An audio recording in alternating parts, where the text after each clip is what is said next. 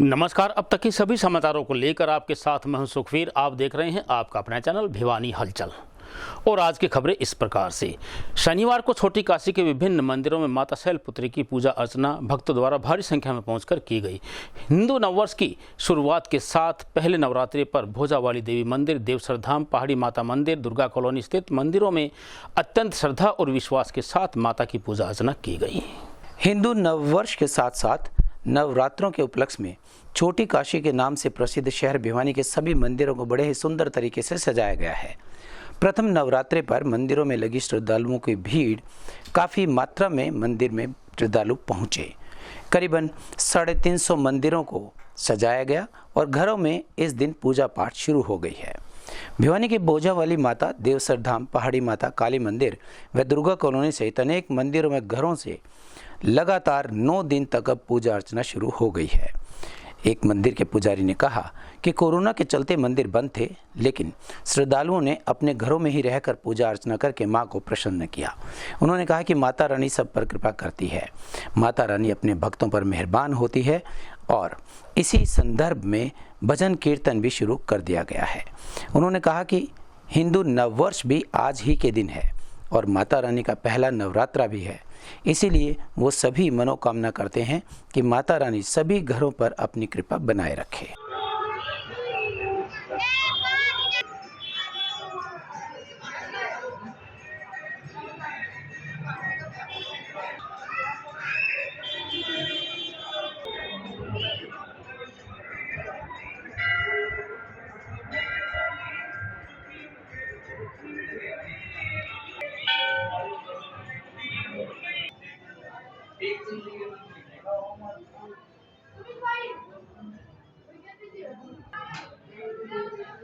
माँ का नौरते लगे हुए हैं, पहला नौरता है। लोग भगत खूब शहर से खूब आ रहे हैं, जोतें जल रही हैं। कोरोना काल में जो बंद था, अब लोग खुश हो गए, दर्शन के लिए आ रहे हैं। भीड़ हो रही है, प्रसाद जोतें जल रही हैं। और कल कीर्तन है माई का। नौमी वाले दिन भंडारा लगेगा माई का। सारे शहर में वो होगा। सारे शहर के बड़े बड़े लोग, सारे छोटे बड़े सब लोग आते हैं। सबकी मनोकामना पूरी करती है। जो भी सच्चे मन से इसको जाता है उसकी मनोकामना पूरी करती है। ये बाबा नगर से आई हूँ, कलावती मेरी नाम है। आज देवी माता का जब पहली साल भी है, नवरात्रा भी है, बार शनिवार है। मैं रोज 20-30 साल से माता के दरबार में आती हूँ दर्शन करने के लिए। माँ इच्छा सबकी पूरी करती है। मेरा नाम मोनी है जी। मैं यही भिवानी का रहने वाला हूँ, लेकिन माँ के यहाँ 12 महीने हर दिन हर रोज आते रहते हैं। और यहाँ पे कोरोना काल के कारण थोड़ा सा वो पड़ गया था, नहीं तो माँ के दरबार में तो फिर भी लोग आते थे। और आज तो शैलपुत्री प्रथम नवरात्रा है और प्रतिपदा है। 9 वर्ष हिंदुओं का 9 वर्ष है आज के दिन। और आप देख सकते हैं कि मंदिर में आज कितना व्यय प्रोग्राम है और माँ के दर्शनों के लिए लोग कितने खुश हो करके आ रहे हैं। आज उनको ये लग रहा है कि आज कोरोना वोरोना कुछ नहीं है, आज तो बस माँ के दर्शन करने हैं। आज देखो आप, शनिवार को विश्व हिंदू परिषद व बजरंग दल कार्यकर्ताओं ने शहर में लड्डू बांटकर एक दूसरे को हिंदू नववर्ष के प्रारंभ होने की शुभकामनाएं दी। नववर्ष के शुभ अवसर पर भिवानी के सभी चौक चौराहों को जिला अध्यक्ष प्रदीप बंसल के मार्गदर्शन में भगवा झंडों से सजाया गया। विश्व हिंदू परिषद बजरंग दल के कार्यकर्ताओं ने शहर में लड्डू बांटकर नववर्ष की शुभकामनाएं दी। भिवानी के सभी चौक पर भगवा झंडे फहराए गए और शुभकामनाओं के बैनर भी लगाए गए। चैत्र मास ही हमारा प्रथम मास होता है। चैत्र मास के शुक्ल पक्ष को नववर्ष मानते हैं। चैत्र मास अंग्रेजी कैलेंडर के अनुसार मार्च अप्रैल में आता है। चैत्र के बाद बैसाख का महीना है जो अप्रैल मई के मध्य में आता है। ऐसे ही बाकी महीने भी आते हैं और फाल्गुन मास हमारा अंतिम माह होता है जो कि फरवरी मार्च में ही आता है। फाल्गुन की अंतिम तिथि से वर्ष की समाप्ति हो जाती है। फिर अगला वर्ष चैत्र मास का पुनः तिथियों के साथ आरंभ होता है, जिसमें नव वर्ष हिंदू नव वर्ष कहा जाता है।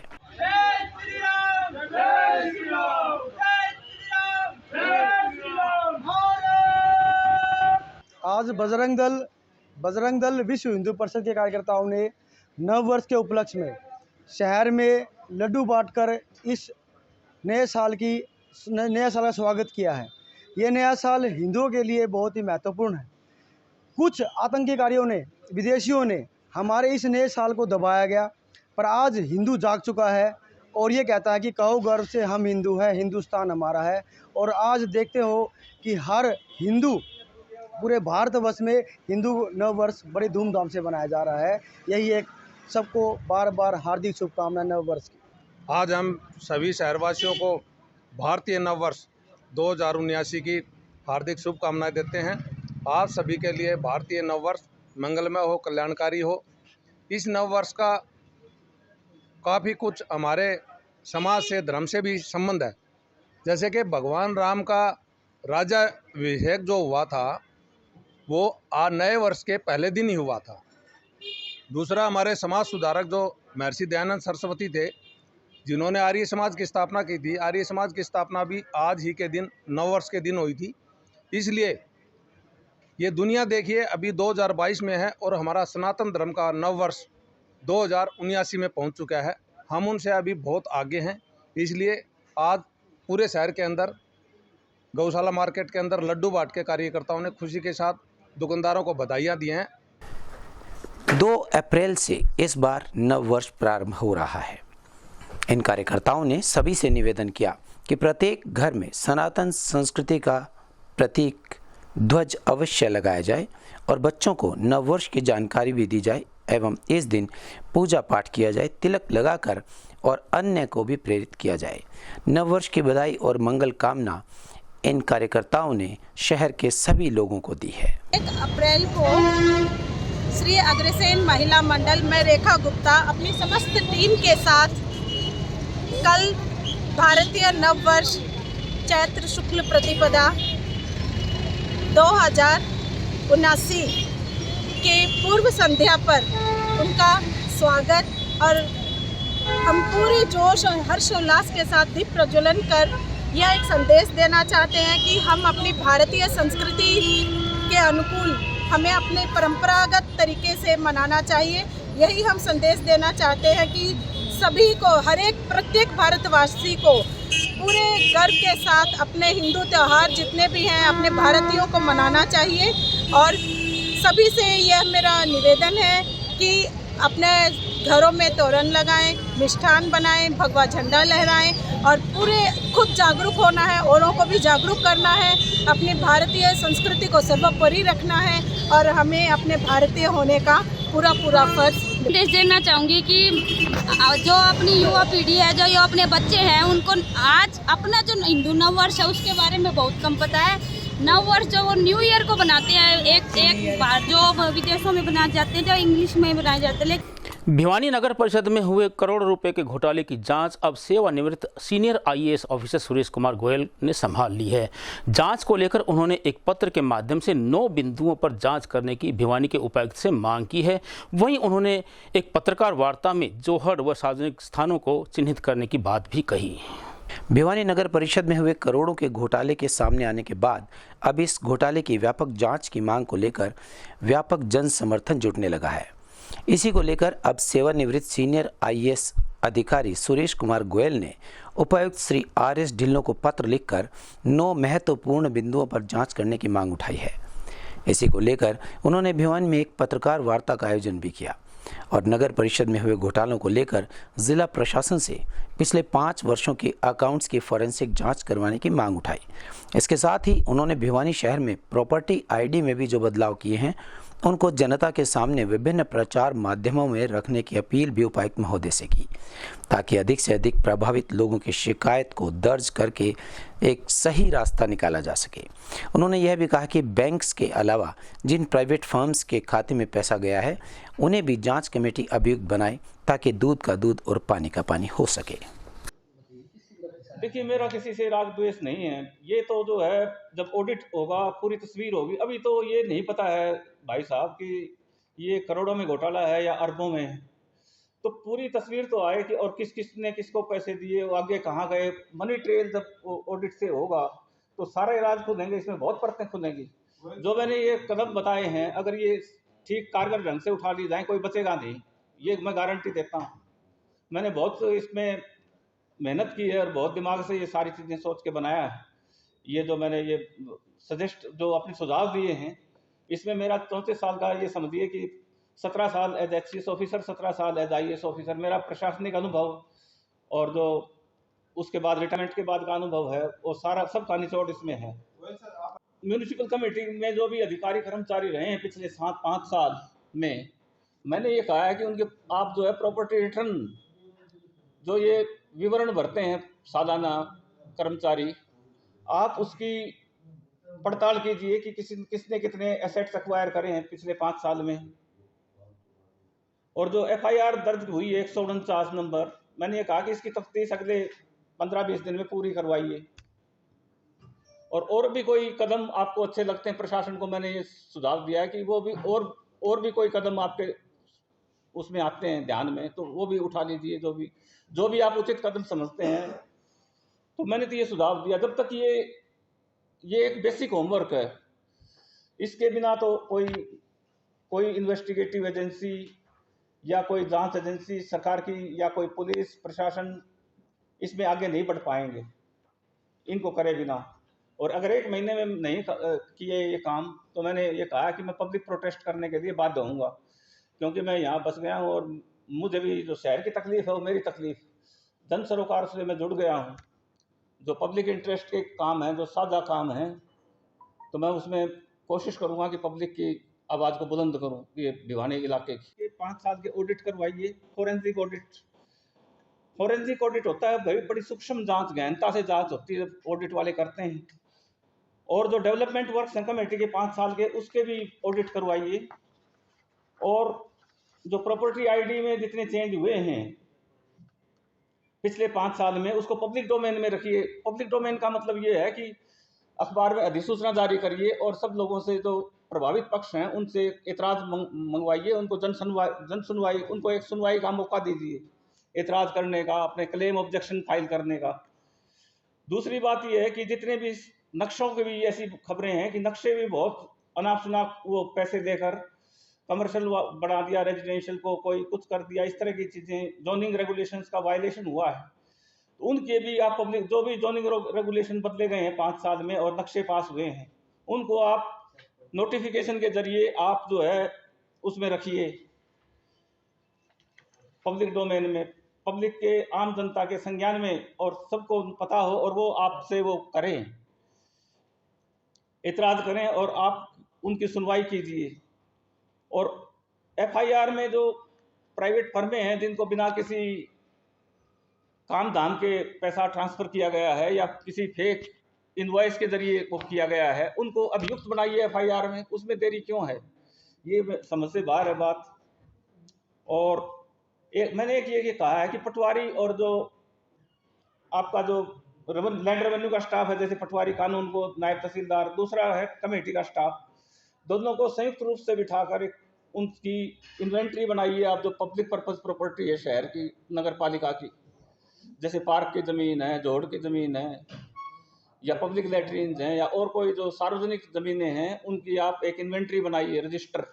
घंटाघर चौक सहित वैश्य कॉलेज व तोशाम बाईपास चौक का जिला प्रशासन द्वारा सौंदर्यीकरण करने का बीड़ा उठाया गया है। इस बारे में भिवानी के उपायुक्त RS ढिल्लों ने बताया कि घंटाघर चौक के सौंदर्यीकरण करने का काम शुरू कर दिया गया है। इसके अलावा उन्होंने भिवानी के अनेक चौक चौराहे के सौंदर्यीकरण की जानकारी प्रदान की, जिसमें शहर के प्रमुख चौराहों का सौंदर्यीकरण कार्य शामिल है। इसके तहत प्रथम चरण में घंटाघर चौक, तोशाम बाईपास, वैश्य कॉलेज के सामने लाला लाजपत राय चौक और BTM चौक के सौंदर्यीकरण की योजना है। घंटाघर चौक को पंडित नेकीराम शर्मा व वैश्य कॉलेज के सामने लाला लाजपत राय के थीम पर आधारित सौंदर्यीकरण के द्वारा ही सौंदर्यीकरण किया जाएगा। इसी प्रकार से तोशाम बाईपास का भी सौंदर्यीकरण किया जा रहा है। फिलहाल घंटाघर चौक के सौंदर्यीकरण का कार्य शुरू हो चुका है। सौंदर्यीकरण कार्य के चलते यहां पर स्थापित की गई पंडित नेकीराम शर्मा की प्रतिमा को यहां से एक बार हटाकर नगर परिषद कार्यालय में सुरक्षित रखवा दिया गया है, जिसके बाद इसे फिर से यहां स्थापित कर दिया जाएगा। इस चौराहे पर लाइट्स भी जगमगाएंगी और पहले की तरह से एक बड़ी सी घड़ी लगाने की योजना भी है, जिसके चलते इसका नाम घंटाघर रखा गया था। इस हिसाब जो है ना, चाहते हैं शहर काफ़ी सुंदर बने, तो ये चौक जो है ना, इसको रेनोवेशन करेंगे। तो इसके लिए ये जो हमारे नगर परिषद के पोल थे, इनको डिसमेंटल किया जा रहा है। जैसे ही नया सिस्टम तैयार होगा, फिर अच्छे सुंदर वाली लाइटें और शहर को और सुंदर बनाने का जो है ना ये प्रयास है। LED लाइटें हैं चौक को अच्छा और सुंदर करके, ताकि लोगों को जो है ना शहर खूबसूरत दिखे, अच्छा बने शहर। तो ये विकासकारों पे डी साहब के आदेश के अनुसार जोर है, ये सब कार्रवाई की जा रही है। नागरिकों को मूलभूत सुविधा उपलब्ध करवाने व शिकायतों का निपटारा करने के लिए बनाई गई उच्च अधिकारियों की कमेटी, यह कहना भिवानी के उपायुक्त RS ढिल्लों का। वहीं उन्होंने बताया कि मूलभूत सुविधाओं की शिकायतों के निवारण हेतु गठित की गई कमेटी प्रत्येक वार्ड में जाकर समस्याओं का निपटारा करेगी। भिवानी शहर में किसी न किसी कॉलोनी में शिविर की पानी की समस्या, लाइट्स की समस्या, जिला उपायुक्त के पास दर्जनों इस तरह की शिकायतें पहुंच रही थी। इन्हीं शिकायतों के मद्देनजर रखते हुए जिला उपायुक्त ने प्रत्येक वार्ड में मूलभूत सुविधाओं के सर्वे के लिए और इनकी समस्याओं के समाधान के लिए एक कमेटी का गठन किया। कमेटी प्रत्येक वार्ड में जाकर उस वार्ड की समस्याओं को गंभीरता से देखते हुए उसका समाधान करने के लिए मौके पर ही अधिकारियों को आदेश देगी। इसी कड़ी में जन स्वास्थ्य विभाग में एक मीटिंग का आयोजन किया गया, जिसकी अध्यक्षता जन स्वास्थ्य विभाग के कार्यकारिणी अधिकारी प्रवीण कुमार जांगड़ा ने की। इस बारे में जब प्रवीण कुमार से बातचीत की गई तो उन्होंने बताया कि शहर की सभी मूलभूत सुविधाओं को लेकर जिला उपायुक्त द्वारा एक विशेष कमेटी का गठन किया गया है, जो कि प्रत्येक वार्ड में उनकी समस्याओं का सर्वे करेगी और जिला उपायुक्त के माध्यम से उन समस्याओं का समाधान भी करेगी। विभिन्न विभागों के अधिकारीगण, कर्मचारीगण जो कि उपायुक्त महोदय द्वारा लगाई गई उनकी सर्वे करने के लिए, जैसे सीवर, पानी, सड़क और हुड्डा के विभाग द्वारा हुड्डा के सेक्टर और बिजली के जो भी दिक्कत है लोगों की जन सुविधाएं, उनको शिकायतें जो उपायुक्त महोदय के पास आई हैं उन्हीं के अनुसार यहाँ ये एक मीटिंग बुलाई गई और मीटिंग में ये तय किया गया कि 5/4/2022 को पंचायत भवन में 10 बजे से 4 बजे तक 1 से 10 वार्ड के लोगों की जन समस्याएं सुनी जाएंगी और उसके बाद 1 सप्ताह इनकी सर्वे में लगाया जाएगा और इनके हल के लिए सारी चीज़ों पर विचार करके इन जन समस्याओं का जो भी निवारण होगा उसका किया जाएगा। इसी विषय में आज ये मीटिंग हुई है। भाजपा सरकार की लोकप्रियता के चलते दिन प्रतिदिन बढ़ता जा रहा है भाजपा का कुनबा। यह कहना है पार्टी के जिला अध्यक्ष शंकर धूपड़ का। शुक्रवार को भाजपा में शामिल हुए नए सदस्यों का उन्होंने गर्मजोशी के साथ स्वागत किया। वहीं उन्होंने बताया कि प्रदेश व केंद्र की सरकार अनेक जन कल्याणकारी योजनाएं लागू कर रही है। शनिवार को भाजपा जिला अध्यक्ष शंकर धूपड़ के नेतृत्व में एवं वार्ड नंबर 10 के निवर्तमान पार्षद रेखा राघव के संयोजन में वार्ड नंबर 10 के अंतर्गत आने वाले डिफेंस कॉलोनी में सैकड़ों लोगों ने भारतीय जनता पार्टी में अपनी आस्था जताते हुए विधिवत रूप से पार्टी में शामिल होने का ऐलान किया। भाजपा परिवार से जुड़ने वाले सभी नए सदस्यों को जिला अध्यक्ष शंकर धूपड़ ने भाजपा का पटका पहनाकर स्वागत किया और अभिनंदन किया। इस मौके पर कार्यक्रम को संबोधित करते हुए उन्होंने कहा कि आज भारतीय जनता पार्टी की सरकार की जन कल्याणकारी नीतियों को देखते हुए सैकड़ों लोग प्रतिदिन भारतीय जनता पार्टी में अपनी आस्था जता रहे हैं। उन्होंने कहा कि भाजपा सरकार ने अपने कार्यकाल में अनेकों विकास कार्य करवाए हैं, जिनका फायदा आम जन को मिल रहा है। वार्ड नंबर 10 से पार्षद आज न्यू डिफेंस कॉलोनी में बीजेपी पार्टी का सदस्यता अभियान चलाया गया। भाजपा पार्टी के अध्यक्ष शंकर धूपड़ जी, जिला महामंत्री हर्षवर्धन मान जी व विस्तारक अजय शर्मा जी के अध्यक्षता में ये कार्यक्रम हुआ और 1 दर्जन से ज़्यादा महिला व पुरुषों ने सदस्यता ग्रहण करी। टावर्स के लिए किए गए समझौते के अनुसार मुआवजा देने व अन्य किसानों की समस्याओं को दूर करने की मांग को लेकर भारतीय किसान यूनियन चढ़ूनी के जिला अध्यक्ष राकेश आर्य की अध्यक्षता में अनेक किसान स्थानीय नेहरू पार्क में एकत्रित हुए। इस अवसर पर उन्होंने एक ज्ञापन के माध्यम से डीएपी पर सब्सिडी बढ़ाने व मुआवजा देने की सरकार से मांग की।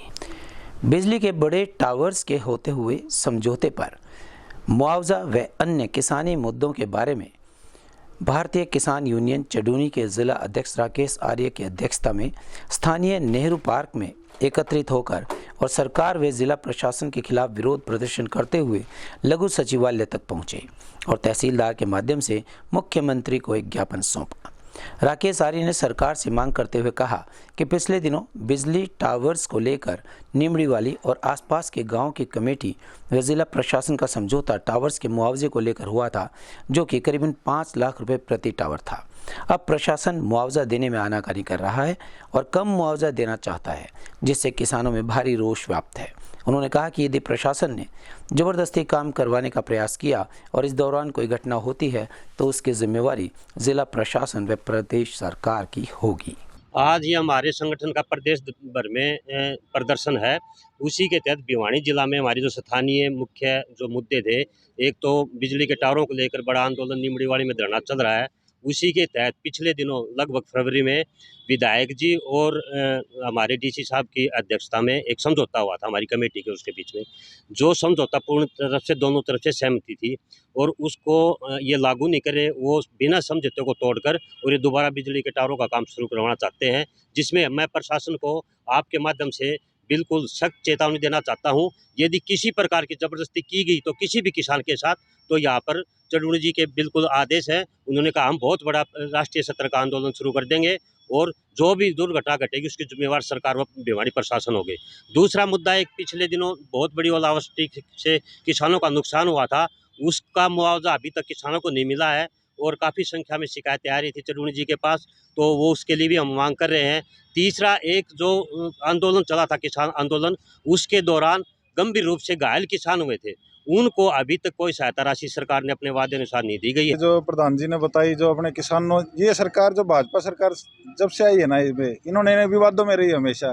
कभी ये खेल कोटा खत्म कर देते हैं, कभी किसानों के साथ ज्यादती करते हैं। अभी इन्होंने 134 वो जो बच्चे गरीब बच्चे पढ़ाया करते थे उनको भी कैंसिल कर दिया है। ये सरकार हमेशा विवादों में रही है और विवादों का इनका नाता है और ये चाहती है कि किसान मजदूर इनके खिलाफ रहे और इन्हें में अपनी राजनीति करते रहे।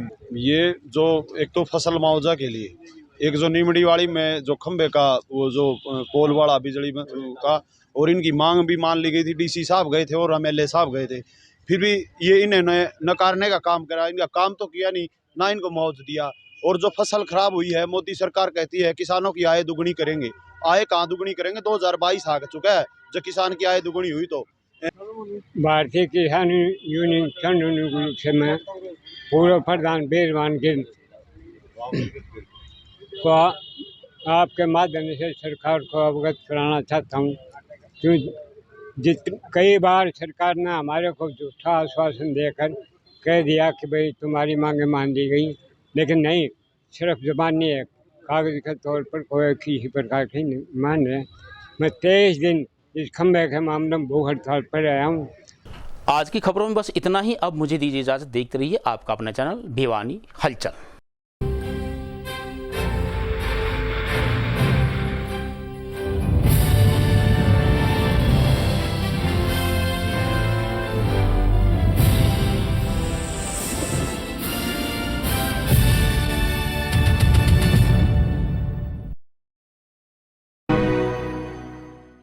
गांव खरक के नरेंद्र के पास मौजूद मुर्रा नस्ल के झोटे ने 2022 कृषि मेला भिवानी में कमाया नाम। आपको बता दें कि गांव खरक के नरेंद्र के पास मुर्रा नस्ल का 2.5 बरस का एक छोटा जो चर्चा का विषय है, जिसने 2022 के पशु मेले में 12वां स्थान हासिल किया था।